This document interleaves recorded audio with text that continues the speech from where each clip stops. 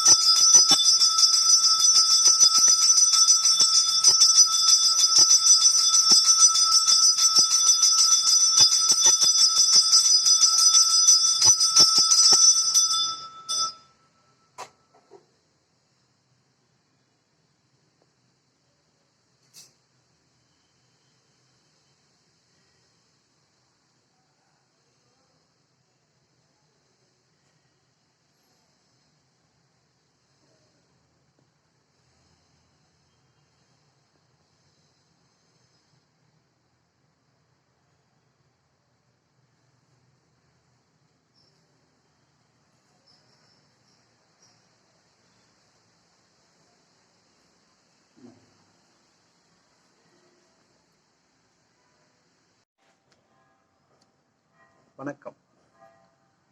என்னுடைய பெயர் அம்முனியம்மன் ரமேஷ். என்னுடைய தகப்பனார் ஏகாம்பரம் அவர்கள். வணக்கம். அம்முனியம்மன் சித்தர் பீடம்.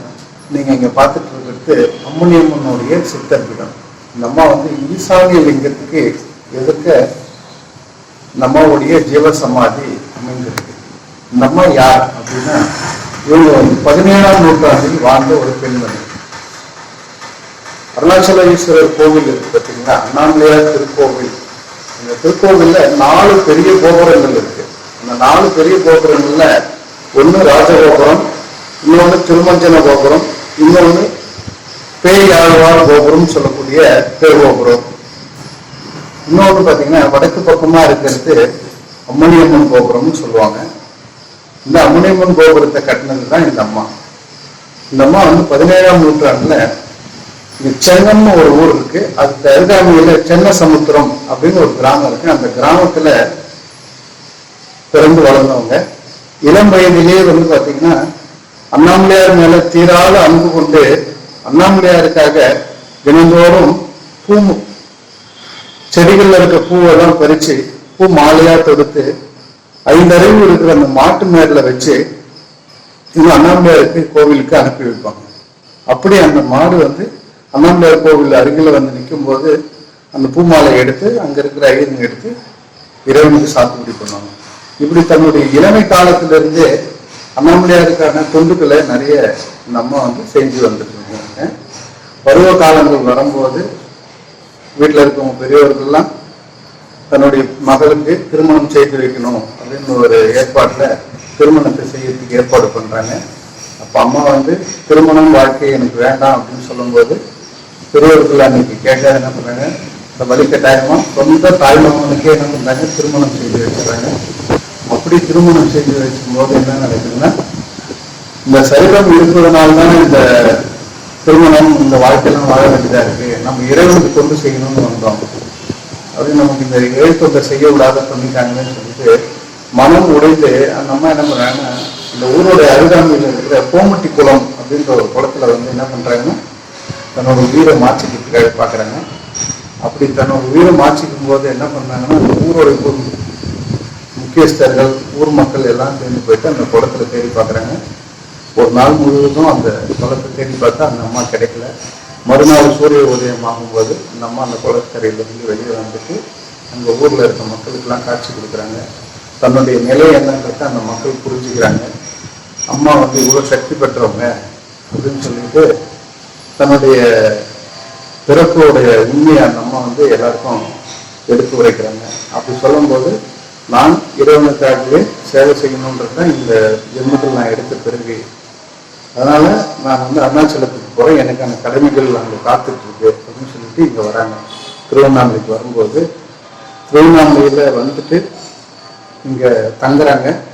அம்மா அப்படி தங்கும்போது இறைவன் காட்சி கொடுத்து என்ன சொல்றாங்கன்னா, உன்னுடைய பணி வந்து இந்த கோபுரங்கள்ல 3 கோபுரங்கள் அரசர்கள் கட்டி முடிக்கப்பட்டிருக்கு, இந்த ஒரு கோபுரம் மட்டும் கட்டாது இருக்கு, அது உன்னாலதான் அந்த கோபுரம் கட்ட வேண்டிய சூழல் இருப்பதால் அதுக்கான பணியை தொடங்குன்னு சொல்லி இறைவன் காட்சி கொடுத்து அந்த அம்மாவுக்கான கட்டளை ஏற்றாரு. இது பல விஷயமா அம்மா வந்து பல பேர்கிட்ட முக்கியஸ்தர்கிட்டலாம் போயிட்டு சந்திச்சு பொன்பொருளை சேகரித்து இந்த கோவில் திருப்பணி வேலைகளை செய்கிறாங்க. அப்படி செய்யும்போது செல்வந்தர்கள் கிட்ட போய் கேட்பாங்க, ஐயா இந்த மாதிரி கோவில் திருப்பணி வேலை செய்கிறோம், உங்களால் முடிஞ்ச நிதி உதவியை தாங்க அப்படின்னு சொல்லி கேட்கும்போது ஒரு சிலவங்க கொடுப்பாங்க, ஒரு சிலவங்க என்கிட்ட எதுவும் பணம் இல்லை அப்படின்னு சொல்லும்போது அந்த அம்மா சொல்லுவாங்க, உங்ககிட்ட இவ்வளோ ரூபாய் இருக்கு, இவ்வளோ தங்கம் இருக்கு, இவ்வளோ வைரம் இருக்குன்னு சொல்லிட்டு துல்லியமாக அவங்க கிட்ட என்னென்ன பொருள் இருக்கோ அதெல்லாம் துல்லியமாக கணக்கிட்டு சொல்லுவாங்க. அப்படியான திருப்பணி வேலைகளை நம்ம செஞ்சு முடிச்சுட்டு வராங்க. எவ்வளவுதான் செல்வந்தர்கிட்ட பணத்தை வாங்கிட்டு இதை செய்யணும்னு பார்த்தீங்கன்னா கூட அந்த நிலைகள் அடைய முடியாததுக்கு தான் நிறைய பணம் தட்டுப்பாடுகள் இருக்காங்க. சரி, அப்ப என்ன பண்ணலாம்னா இந்த பகுதியை ஆள்ற மைசூர் மகாராஜாவை சந்திச்சு திருப்பணி வேலையை கேட்போம் அப்படின்னு சொல்லிட்டு அம்மா மைசூருக்கு செல்றாங்க. அங்க போனா அந்த வாயில் காப்பாளன் வந்து என்ன பண்றேன்னா வெளியே நிற்க வச்சிடறாங்க இந்த அம்மாவுடைய எளிமையான தோற்றத்தை பார்த்து. அப்போ சரி, காவலாளி வெளியே நிற்கிறதுனால அம்மா என்ன பண்ணாங்க, வெளியே நிற்கிறாங்க. காலங்கள் நேரமும் ஓடிக்கிட்டே இருக்கு, நாள் பொழுது முடிய போகுது, சாயந்தர நேரம் ஆயிடுச்சு. சரி, இதுக்கப்புறமாவது இந்த அம்மா நிற்கிற விஷயத்த ராஜா கிட்ட சொல்லுவோம். அவர் சொன்னா அவர் பார்க்கணும்னு நினைச்சா அனுமதிச்சா நீங்க போய் பாருங்கன்னு சொல்லிட்டு காவலாளி போயிட்டு ராஜா கிட்ட சொல்றாரு. ராஜா கிட்ட சொல்லும் போது காவலாளி அங்க ராஜாவை சந்திக்கும் போது இந்த அம்மாவோட தோற்றத்துல ராஜா கிட்ட ஒரு பெண்மணி அம்மனி அம்மன் உட்காந்து பேசிட்டு இருக்காங்க. அது காவலாளிக்கு ஒரே வியப்பாயிடுச்சான்.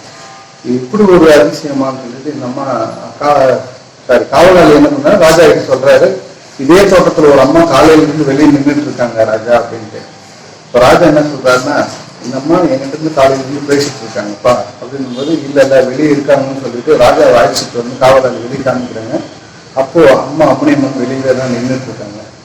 அப்போ ராஜா வந்து என்ன கேட்குறாருன்னா, உங்க ரூபத்துல அப்ப என்கிட்ட காலையில இருந்து பேசுனது யாரு, அப்போ இறைவனை தவிர வேற யாரும் இருக்காதுன்னு சொல்லிட்டு இந்த அம்மாவை கூட்டின்னு போயிட்டு அரண்மனையில உட்கார வச்சு இவங்க என்ன பொருள் கேட்டாங்களோ அதெல்லாம் கொடுத்து வழி அனுப்புறாங்களாம். வழி அனுப்பும் போது ராஜா என்ன கேட்கிறாருன்னா, நீங்க உங்களுக்கு தேவையானது இறைவனுக்கு தேவையானது கேட்டு வாங்கிட்டீங்க, இந்த நாட்டு மக்களுக்காக எதனா கொடுங்க, எதனா செய்யுங்க அப்படிங்கும்போது அம்மா சொன்னாங்களாம், இந்த நாடு இந்த உலகம் இருக்கிற வரைக்கும் இந்த பூமி செல்வ செழிப்போடவே இருக்கும் அப்படின்னு சொல்லி அந்த அருளாசிக்கு வழங்கிட்டு வந்ததா ஒரு வரலாறு இருக்கு.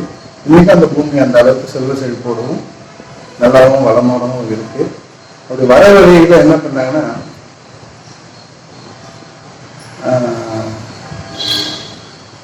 சேலம் அருகாமையில ஒரு காட்டு பகுதியில் என்ன பண்றாங்கன்னா, கொள்ளையர்கள் வந்து கொள்ளடிக்கிறாங்க அம்மா கிட்ட.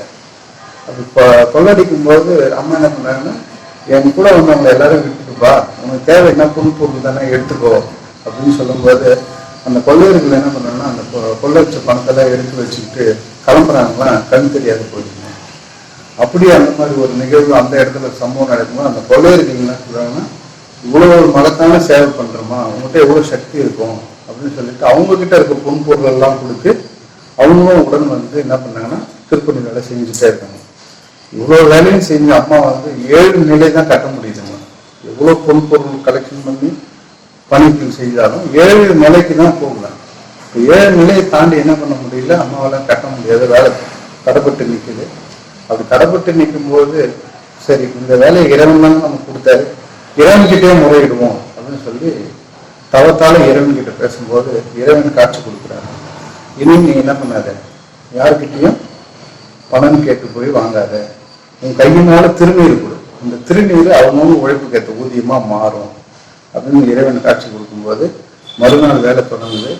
அந்த கணக்குள்ள வந்து கேட்கறாரு, அம்மா நம்ம கிட்ட பணம் இல்லை, எப்படி வேலை செய்யறவங்களுக்குலாம் கூலி கொடுக்க முடியும், உணவு எப்படி போட முடியும் அப்படிங்கும்போது வேலையை ஸ்டார்ட் பண்ணப்போ பார்த்துக்கலாம், இறைவன் இருக்கிறாருன்னு சொல்றாங்க. அந்த மாதிரி இறைவன் அந்த வேலையை முடிச்சுட்டு அன்னைக்கு சாயந்தரம் எல்லாரும் பணத்துக்காக வெயிட் பண்றாங்க.